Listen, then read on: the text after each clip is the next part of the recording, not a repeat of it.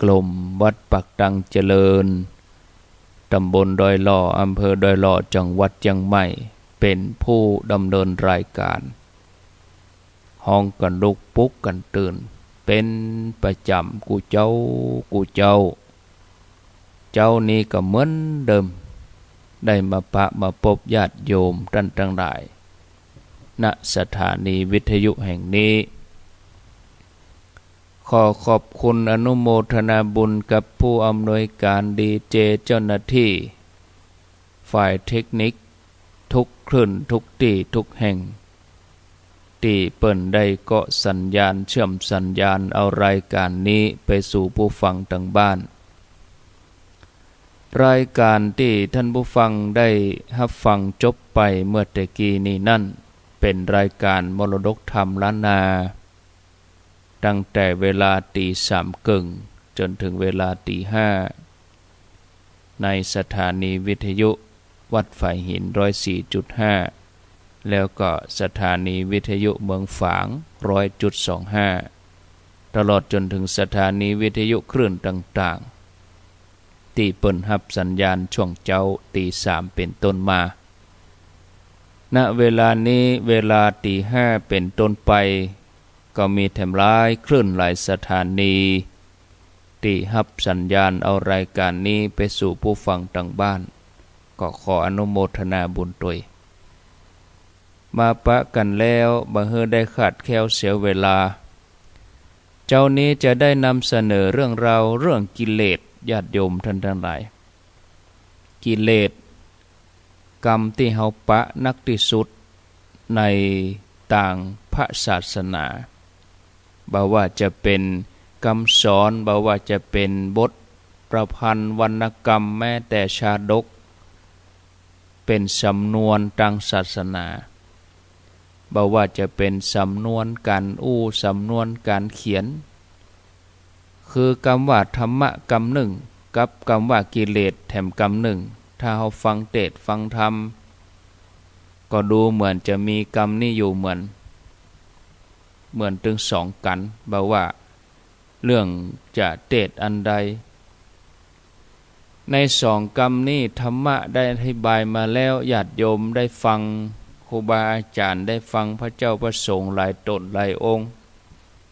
ได้อธิบายในภาคธรรมะเขียนยังบาล่ำที่จะได้อ่านกันเพราะว่าบาเดวนี้ญาติโยมเขาก็ถนัดในการฟังตึงเวลาก็เปิดวิทยุฟังเอาจะมานั่งเขียนนี่ก็ยิ่งยุคสมัยบาเดวนี่เขาจะกำปากกามาเขียนหนังสือนี่โอ้ยาก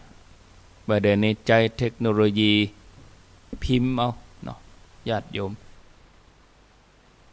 คือพิมพ์ตังโทรศัพท์พ่องส่งข้อความอะไรอย่างจดหมายนี่ยังบาเดวนี่บ่เคยมีเนี่ยศรัทธาญาติโยมทั้งหลาย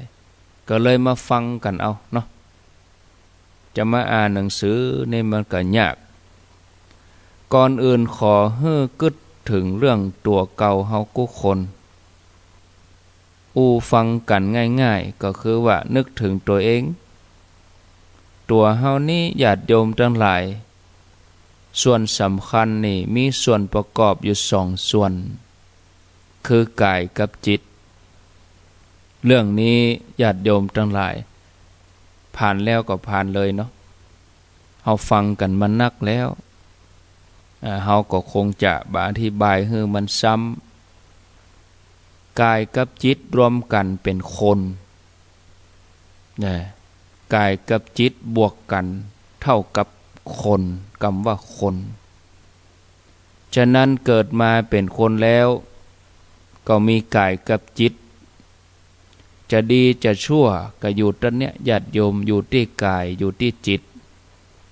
อันนี้เป็นธาตุคนละอย่างกายนี่เป็นธาตุวัตถุธาตุส่วนจิตนี่เป็นวิญญาณธาตุ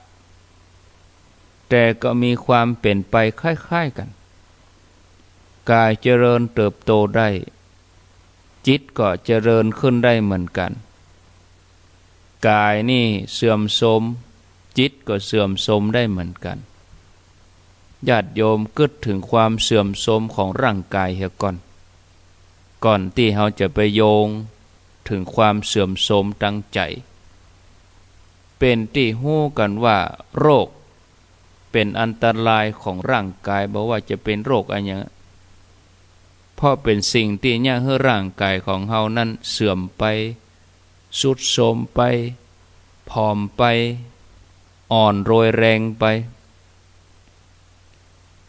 โรคบางอย่างก็ทำให้ร่างกายนั้นทรุดโทรมไปความเสื่อมโทรมของใจก็คล้ายๆกันคือจิตก็ทำให้เสื่อมได้แต่ว่าโรคทางจิตนั้นภาษาพระเปิ้นบ่ได้ฮ้องว่าโรคเปิ้นฮ้องว่ากิเลสกิเลสนี่เป็นโรคของจิตโรคภัยต่างๆที่เข้ามาร่างกายของเฮาทำให้เฮาเจ็บป่วยเป็นพยาธิบ่สบายบ่ว่าโรคด้านใดแต่กิเลสนี่เป็นโรคทางใจทำให้จิตใจของเฮาเสื่อมโทรมจิตใจของเฮาหิวโหยจิตใจวิปริตไปต่างๆนานาในขณะที่กำลังกิเลสมันแห้งขึ้นก็เหมือนโรคเมื่อโรคภัยไข้เจ็บมันมีแห้งพยาธิมันมีแห้งก็ร่างกายเฮาก็การภูมิต้านทานเฮาก็ลดน้อยไปถ้าภูมิต้านทานของเฮาดีโรคภัยไข้เจ็บก็บ่สามารถจะมาแทรกแซงในร่างกายของเฮาได้ท่านผู้ฟังญาติโยมว่ากันมาตะอีเฮาจะหันแล้วว่ากรรมว่ากิเลสนั้นน่ะหมายถึงอะไรหยังคือหมายถึงโรคทางจิตเหตุใดโรคทางจิตเปิ้นถึงฮ้องว่ากิเลสจะฮ้องว่าโรคตรงๆเหมือนโรคทางกายบ่ได้กะเรื่องนี้ญาติโยมทั้งหลายมันเกี่ยวข้องกับข้อเท็จจริงคืออาการที่แสดงออกมาที่ห้องนั้นห้องให้ตรงกับอาการสิ่งที่ทำให้ร่างกายเจ็บป่วยนั้นมันมีอาการเสียดแทงทำให้เฮาต้องเจ็บปวดเข็ดขัดยอกเจ็บหันเจ็บนี่เจ็บหัวเข่าเจ็บแข้งเจ็บขาเจ็บหูเจ็บตาเจ็บสะปะรวมไปจนถึงอาการเสียดแทงลุกก็โอยนั่งก็โอยเหมือนดอกไม้โรยไม่มีเกสรเนี่ยก่อนจะเข้านอนพึงสอนภาวนานี่หรอจะนอนก็ยังโอยเนาะจะลุกก็โอยเหมือนมีอันหยังมาตั้งมาแตงอยู่กลางหลังอยู่แข้งอยู่ขาเฮาทั้งหลายกรรมว่าเหมือนมีอันหยังมาตั้งมาแตงเนี่ยภาษาบาลีเปิ้นว่าโรคะจะนั้นสิ่งที่ทำให้ร่างกายของเฮาป่วยร่างกายเฮาบ่สบายก็เลยฮ้องว่าโรคะทีนี้จิตของเฮาเวลาบ่สบายนี่ปรากฏว่าจิตก็จะคิดอ่านอันหยังมันก็บ่เป่งบ่แจ้งมันก็บ่แจ่มใสมีอาการมัวยกตัวอย่างกำลังนั่งกึดเลขอยู่ดีๆบอกกองเกิดความโกรธขึ้นมาความคิดนั้นก็มืดมัวบ่แจ่มใสคำว่ามืดมัวหรือว่าเศร้าหมองในภาษาบาลีก็ใจคำว่ากิเลสแปลว่าเครื่องเศร้าหมองสิ่งที่ทำให้เศร้าหมองอันนี้ตรงตัวภาษาธรรมะนี่เปิ้นจะเป็นแบบนี้ญาติโยมคือกำแปนี่เปิ้นจะบ่งบอกความลึกซึ้งก็มีความชอบภาษาธรรมะนี่เปิ้นก็จะอธิบายขยายความแจกแจงแต่กรรมอย่างนี้ บอกกองมาอยู่บ้านเฮาเมืองเฮาเมินเข้ากัมบาลีนี่จังมีอยู่ในศรีลังกาอินเดียพุ่นน่ะเมื่อเอามาผสมมาเข้าอยู่เมืองไทยบางทีก็เอาไปใจนอกหน้าที่อย่างคำว่าศรัทธาอีนะถ้ามาจากทางแนวศาสนามาถึงความเชื่อในธรรมเกี่ยวกับบาปบุญคุณโทษโดยเฉพาะเฮาใจในเรื่องของการทำบุญสุนทานไผมีศรัทธานักไผมีศรัทธาน้อยก็ทำไปมีศรัทธาทำต่อใดก็ทำไปแต่ญาติโยมทั้งหลายมีเตื้อหนึ่งเมินมาแล้วสมัยนั่นนี่รถไฟมีรถไฟประเด็นนี้ก็มีนะไม่ใช่ว่าบ่มีแต่ว่ารถไฟสมัยก่อนนี่โอ้ซ้ำทุกข์ยากลำบากกว่านี้เนาะก็ส่วนใหญ่นี่คนที่จะขึ้นมาเชียงใหม่นี่จะใจรถทัวร์จะขี่เครื่องบินนี่ยากส่วนใหญ่นี่เปิ่นใจรถไฟกันนะเวลารถไฟออกอย่างญาติโยมเขาไปลำปางคราวที่แล้วตอนที่เฮาไปทอดกฐินเนี่ยหลายคนหลายท่านว่าโอ้เกิดมานี่บ่ล่ำได้ขี่รถไฟใครขี่รถไฟสักครั้งหนึ่งโคจองตั๋วกันคนนั่งรถไฟไปเป็นพันป่ายได้แบ่งเป็น3เที่ยวกันเนาะเที่ยวใน500กว่าคนตอนนั้นที่เฮาตั้งหลายไป100ป่าย200ป่ายแบ่งกันโธ่เต็มตู้ตื่นเต้นกันตอนจะขึ้นรถไฟใหม่ๆนั่งล้อกันรถไฟจะมา7 โมงญาติโยมไปตี 5อย่าดกเอาบอกกองนั่งได้กลางทางดักปิ้ง หมู่ที่ไปรอบแรกนั้นถึงแล้วโอ้โหเมินขนาด 4-5 ชั่วโมงกว่าจะไปถึงลำปางออก7 โมงไปถึงลำปางบน11 โมงวะศรัทธาญาติโยมท่านทั้งหลายบางทีก็จอดนั่นหน่อยจอดนี่หน่อยเนาะก่อยไปใหม่ๆนี่ก็พอกันศรัทธาญาติโยมบอกกองลงรถท่านอาจารย์โอ้มันอย่ามาฮ้อนแตะฮ้อนว่าแตะอีกหรอถ้าจะขี่ปิกไปแหมกำเนี่ยโหคงบ่ขี่โอ้แล้วใจละคนเฒ่าคนแก่บางคนครั้งหนึ่งในชีวิตของเปิ้นเลยก็มีนะขี่รถไฟลอดทำขุนตาลรถทัวร์เขาก็ขี่ละเรือเขาก็ขี่ละเนาะบางคนเครื่องบินก็ขี่ละรถไฟนี่มันล่ำได้ขี่นะไม่ได้บอกว่าบ่ได้ใจบริการบอกกองปิกลูกลำปางมาโอ้อาจารย์อย่ามาฮ้อนก็มันก็ฮ้อนนะ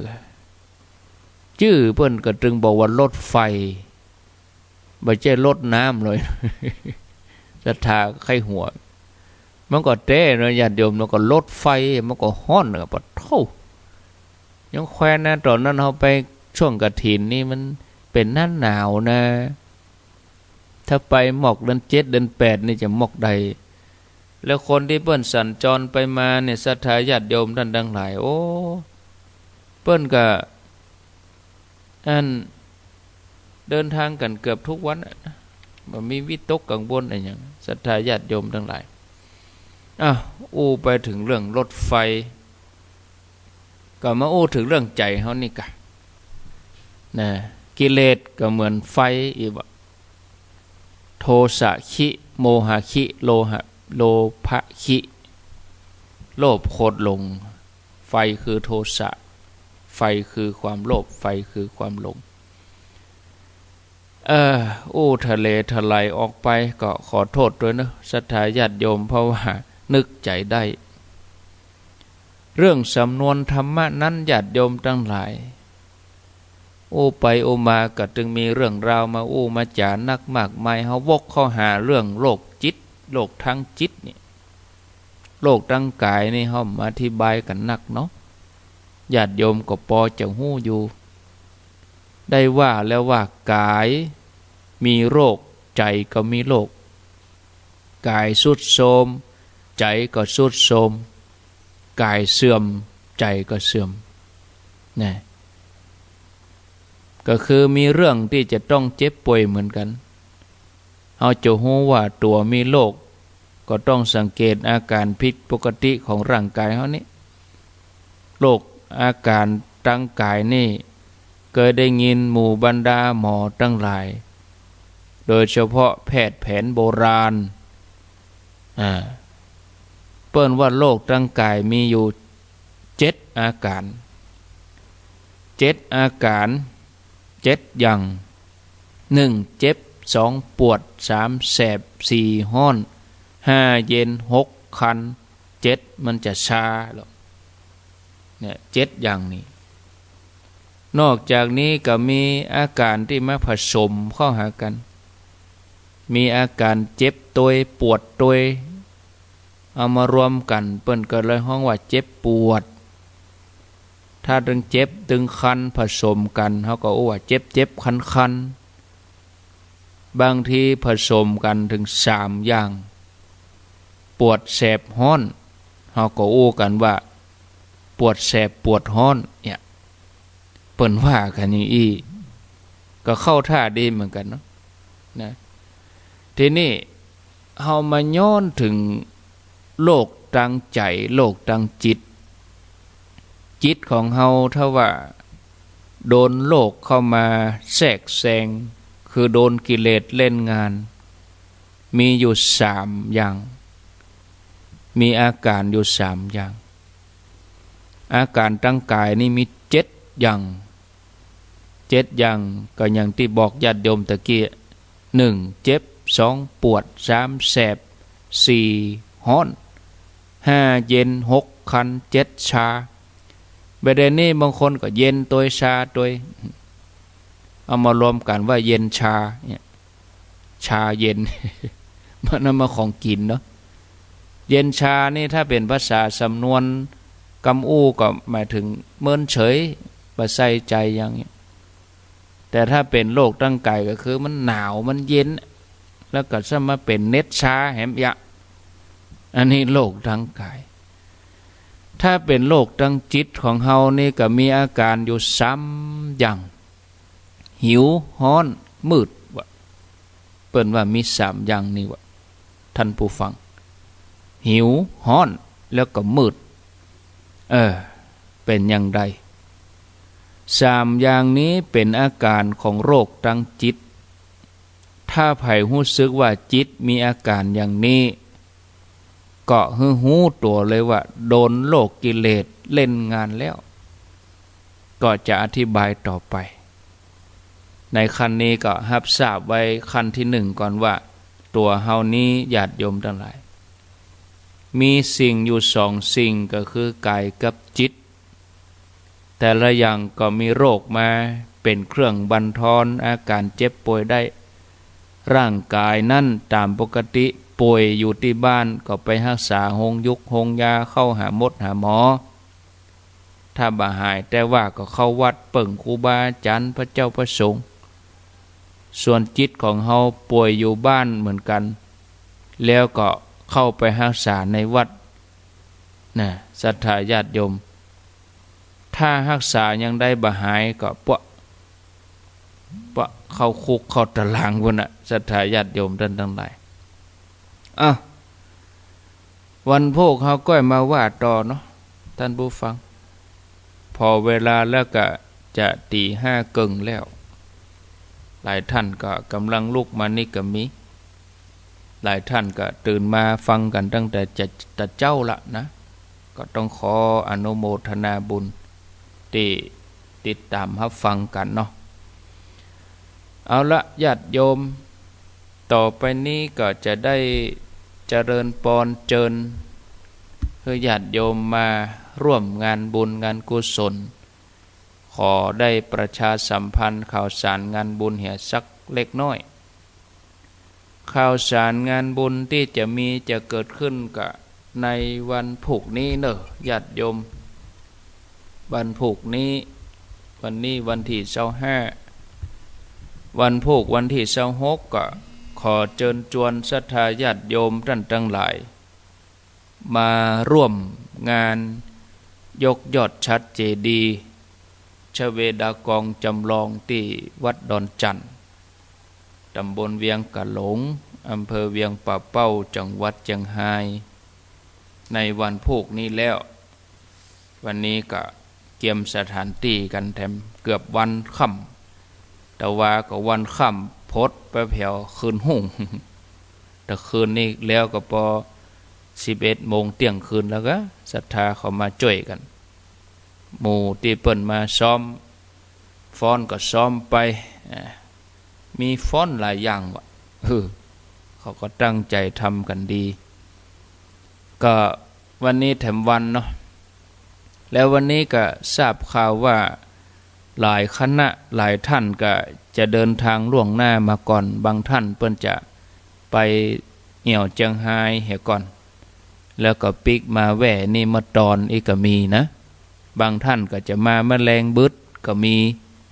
บางท่านก็จะมาวันผูกมาเจ้าก็มีอันนี้ก็ประเด็นนี้ถ้าว่าเป็นวันผูกประเด็นนี้ก็คงจะเกี่ยมตัวกันแล้วกันเนาะ5 กึ่ง 6 โมงนี่ก็เกี่ยมตัวกันเดินทางแล้วนะไก่น้อยก็เดินทางเจ้าน้อยพี่น้องตังแม่แจ่มพี่น้องศรัทธาตังบ้านโฮงตังเวียงหนองล่องพี่น้องศรัทธาจอมตองดอยหล่อศรัทธาตังแม่แจ่มก็จะมาจอมตองก็หลายตีตังเมืองฝางมา6-7 กันรถตู้นำโดยหลวงพ่อพระครูสุจิตตานุรักษ์หลวงพ่อฝากบกอกมาฮื้อบกอกครูบาโอ้ไวสาหลวงพ่อโดยถุงมือวันนี้เนาะฝากมาได้วันตะวาก็อาตมาซ้ำไปอยู่วัดหลวงพ่อฝากครูบอยมาครูบอยก็จะฝากคนขับรถมาวันนี้แถมกำบกอกเมืองฝางวันนี้จะได้เอามาใส่น้ำพริกตาแดงเนาะเอามาใส่ยำผักศรัทธาญาติโยมท่านทั้งหลายก็วันพวกนี้ถ้าไผว่างก็ขอเจริญพรเนาะถ้าไผบ่ว่างอยู่ที่บ้านบ่ได้มาก็เปิดฟังวิทยุ104วัดไฟหินนี่เนอะตั้งจอมตองก็ฟังที่ห้วยตองซักเนี่ยฟังที่ห้วยตองซัก 98.75 ตั้งในเวียงก็ฟังที่ 104.5 ติดตามทาง Facebook ได้หันภาพโดยก็โยมที่พอจะเข้าทาง Facebook ได้ก็เข้ามาติดตามเหมือนเฮาอยู่ในงานเนาะพอเหมือนเฮาหันภาพบรรยากาศในงานตัวนะก็ขอเจริญพรวันพวกก็ญาติโยมมาถึงปุ๊บก็ไปปูจาผ้าแพรปูจาแผ่นทองเนาะปิดทองแล้วก็ผูกผ้าแพรเขาจะปิดทองถึง17 ยอดนั่นก็ได้เขาว่าจะเอายอดเดียวก็ตามใจเนาะช่วงมางายมีเวลาเต็มที่ตั้งแต่เวลา8 โมงถึงเที่ยงกึ่งวันผูกนะอันนั้นเป็นรายการร่วมบุญกันปู่จาผ้าแพรก็ปิดคำปิดทองกันนะก็ขอเชิญชวนเนอะในวันที่26วันผูกผ้าแพรแล้วเที่ยงกึ่งช่วงเพล11 โมงก็ถวายเพลพระเวลาเที่ยงกึ่งญาติโยมก็กินข้าวน้ำข้าวตอนลงทานนี่เปรอะปะเตอเนอะจบเดี๋ยวนี้นี่เจริญพรเนี่ยจะไปหม้อเตี้ยกะอาตมาจบเหี่ยก่อนกะอาตมาจบก่อนถ้าบอกเบอร์โทรก็ก้อยโทรมาหม้อแม่นแต่เนอะเนาะใจเย็นก็เดี๋ยวตึงจะฮื้อโทรไปตึกไหนแล้วนี่ตึกไหนล่ะตึกตอนที่รับประทานอาหารก็มีโรงทานหลายที่หลายแห่งเนาะ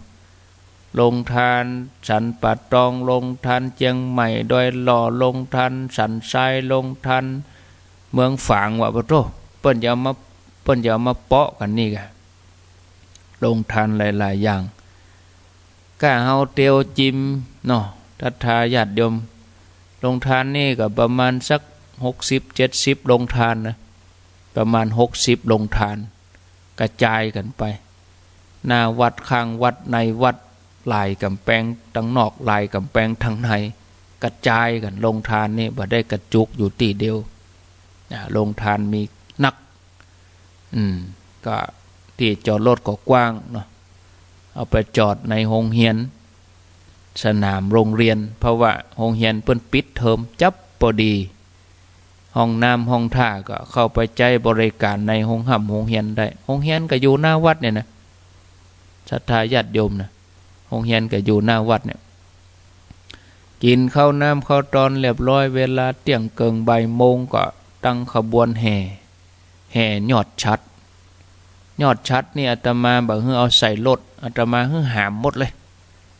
ให้หามหมดใส่รถนั้นมันยุ่งหลายอย่างหนึ่งมันเปลืองพื้นที่สองใส่รถมันเหม็นควันเหม็นน้ำมันนะสามก็มันเรื่องการจราจรเนาะอันนี้คนหามนี่เขาเวลาปะที่สูงเขาก็ย่อลงได้แต่รถนี่มันกระด้างอยู่ฮั่นมันดีไปเกาะสายไฟก็อย่างกายตังบนเขาบอกหูอันนี้มันมีอุปสรรคหน่อยคนนี่สมมติเขาเข้าแถวอยู่4แถวปะกองกีดน้อยก็เหลือ2แถวมันก็ย่นลงไปลดลงมาแต่รถนี่ล็อกไว้ฮั่นกว้างเม็ดปลายก็เม็ดปลายอยู่ฮั่นสูงก็สูงตัวอันก็เลยใจหามหมดชัดนี่ก็หามหมดเปิ้นจะหามยังใดก็มาพอวันพุกหามชัดตึง16อันกันนะเปิ้นจะหามกันยังใดวันพุกมาพอเนอะถ้าได้มาก็พอทางFacebookพอย้อนหลังก็ได้วันนี้ทีมงาน104ปีนานเขาพระเนนเขาเปิ้นก็จะมาแล้วก็มาถึงเพก็ก่อนตอนเนาะก่อนตอนมาถึงเพหลังจากแห่เรียบร้อยแล้วก็มาถึงปุ๊บก็ครูบาอาจารย์พระเจ้าประสงค์เพิ่นก็จะได้เจริญพุทธมนต์เจริญพุทธมนต์จบปุ๊บก็มีการเจิมมีการผูกผ้าแพรนั่นส่วนของเจ้าภาพแล้วเนอะส่วนญาติโยมนั่นก็เขาก็ทำกันตั้งแต่เมื่อไงละเจ้าภาพก็มีบักกี้ท่านมีบักกี้รายที่จะได้ผูกผ้าแพรเจิมยอดชัดเรียบร้อยแล้วก็ศรัทธาญาติโยมก็จะได้ร่วมกันยกยอดชัดถึง17ยอดเรียบร้อยก็มารับปอนพระสงฆ์ก็จะได้ฮือปอนญาติโยมประเคนแล้วก็รับปอนอันอย่างเสร็จสัดเรียบร้อยหมดแล้วมาค่ำก็มีแหมต่อหนึ่งเวลาประมาณทุ่มเกิงก็บอกกองชัดขึ้นไปบนยอดเจดีย์แล้วก็จะลวดเตนั่งล้านเลยเตนั่งล้านศาลาก็จะเตนั่งล้านแล้วประมาณชั่วโมงปลาย2 ชั่วโมงก็เตรียมสถานที่เตรียมสถานที่ในการที่จะสวดมนต์ตันเริ่มทุ่มเกิงก็สวดมนต์ตันเสร็จสัดเรียบร้อยแล้วก็ศรัทธาญาติโยมก็ฟังเทศน์ฟังธรรมฟังสวดเบิกกวนเข้าติบเผาข้าวหลามกันนี่กะวันนี้จะได้ไปตัดไม้ข้าวหลามมาแถมหลายร้อยบอกจะเอามาแป่งลงทานข้าวหลามแล้วก็เอามาแป่งของฝากด้วยเอาใส่รถตู้กันในถุงในกะ20บอกมันยาวนะบอกยาวนี่ประมาณ2เนาะไม้ข้าวหลามป้องหนึ่งมีประมาณ2แล้วฮะกกกึ่งมีข้าวต้มด้วยไปเมืองฝางเปิ้นแป่งข้าวต้มหัวควายวะจังเพศก็มีข้าวต้มมาศรัทธาเปิ้นเอาใส่ถุงไว้ฮื้อเอาไปโวกติปากตังรถกันได้กายก็ยืนฮื้ออีน่ะเอาใส่ถุงไว้ฮื้อเนาะอันนี้เอาไว้กินกลางตังเป็นข้าวห่อเ เป็นเสบียงเป็นข้าวห่อเอาไว้กินเวลาหิวจะได้กึดเติงหากันเนาะกึดหอดไปเจียงไฮ้ทุกแต่กึดหอดไปทำบุญกึดหอดไปยกยอดชัดกึดหอดไปเลี้ยงลงทานกึดหอดไปเอี่ยวไปกินไปตานก็จะได้เป็นตีระลึกนึกถึงก็วันพวกนี้ก็จบก็คงจะประมาณสักเที่ยงคืนเนาะก็ทางสถานีเพิ่นก็จะถ่ายทอดที่104นะจนจบพิธีตัวจนจบพิธีพุ่นน่ะวันพวกนี้ญาติโยมก็ติดตามรับฟังแล้วก็ชมตัวเนอะอาตมาก็จะปิกเจ้าวันที่27เมาเอก็ตี 4นี่จะออกละตี 4จะปิกแล้วนะโอ้คงได้แต่ก็หาจัดรายการก็ดีจัดนี่แต่คงจะได้ออกบ่น่ะ7 โมงบ่เนาะเป็นยังกึดใจตอนท่านแรกว่าจะออกสักมาเจ้ามืดลืมกึดไปจะได้จัดรายการ7 โมงก็ออกวัดเนาะออกเวียงปะเป้าฉันเข้าเจ้าแล้วก็จะออกละฉันเข้าเรียบร้อยแล้วก็จะเดินทางกลับตัวลุงก็จะได้ปิกตัวกันท่านชัยวัฒน์ปิกเจ้า27ก็จะไปต่องานเข้ากำแฮมเพราะว่าวันที่27นั้นศรัทธาเพิ่นจะได้เตรียมสถานที่เตรียมวันนั้นละกรรมวันที่22เทถนนแล้วหมดละญาติโยมดีละเนาะเทถนนเข้าปัจจะสตางค์จ่ายล้านมินให้ยำฮูเตือเทแล้วหมดแล้ว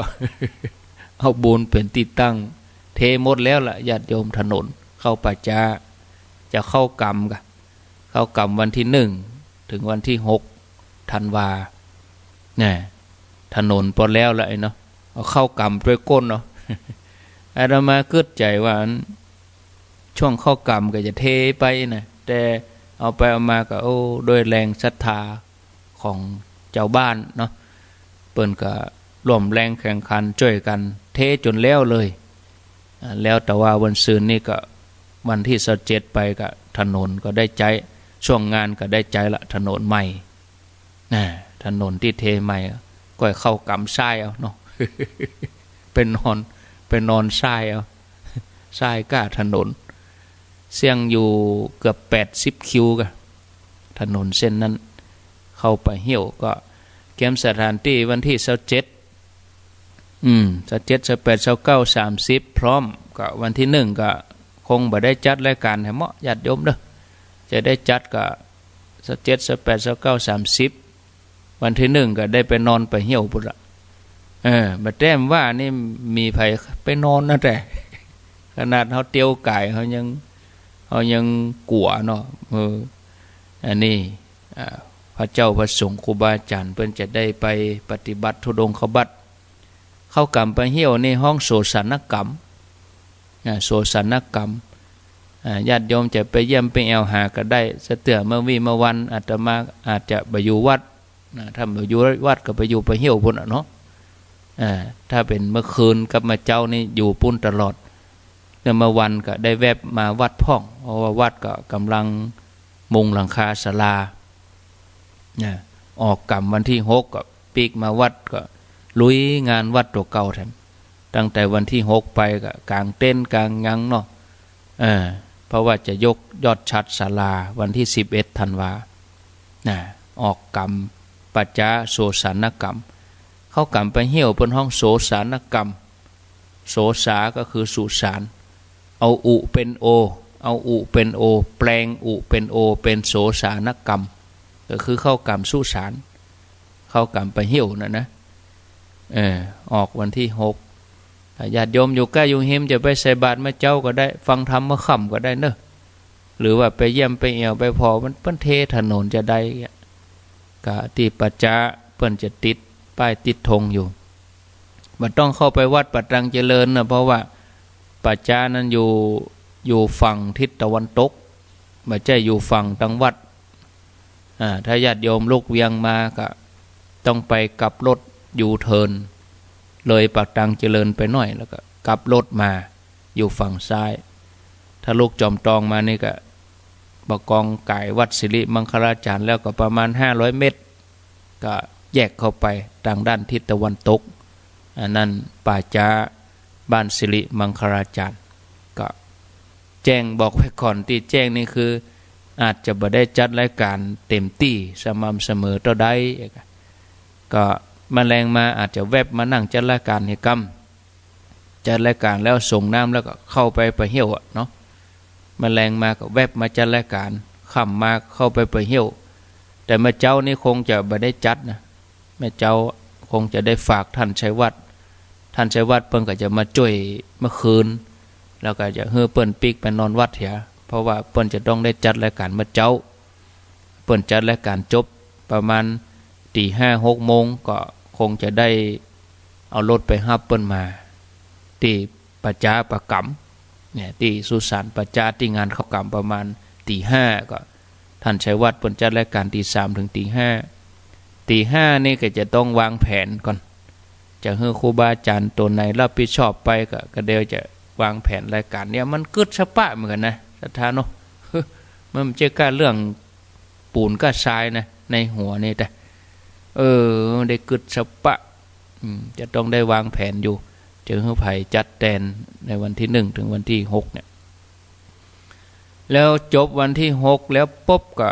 วันที่11นี่เป็นงานประจำปีที่ปักตังเจริญงานอิติปิโส108ปีนี้จัดเป็นปีที่12ละศรัทธาญาติโยมเนอะจัดขึ้นเป็นปีที่12ก็กิจกรรมช่วงเจ้านั้นก็จะยกยอดชัดศาลาการประเรียนที่บูรณะหัวญาติโยมศาลาหัวก็บูรณะเปลี่ยนหลังคาทาสีใหม่เปลี่ยนยอดชัดใหม่ก็จะได้ยกในวันที่11 ธันวาเวลา 9 โมงเกิงเนอะญาติโยมเวลา 9 โมงเกิงก็ขอเชิญชวนถ้าว่างเขาก็ไปร่วมกันส่วนภาคเมื่อคืนก็เริ่มประมาณ1 ทุ่มนี่ก็นุ่งขาวห่มขาวไปเอาบักกำไปตัวเนอะเอาบักกำไปตัวนะวันที่11เวลา1 ทุ่มเป็นต้นไปที่มาทำงานเชียงไฮ้เวียงป่าเป้าประจันนี่ก็มาเอามือเขานะค่ะ อย่ามาจวนศรัทธาตังเวียงป่าเป้าไปแอววันที่11ปุ่นนะกะนี่ต้องมาเนาะเอาละญาติโยมอู้ไปกับบางท่านก็เนกดเท่านั้นนี่กดโทรศัพท์เท่านั้นนี่บางท่านก็เกียมจะกดแล้วเอากดมาเลย0998366322ไผจะอู้จะจ๋าก็ขอเจริญปอนเข้ามาแจ้งผลการรับฟังก็ไผจะอู้จะจ๋าก็เดี๋ยวก่อนน้อแจ้งผลการรับฟังโทรศัพท์มาอู้มาจ๋า0998366322เจริญ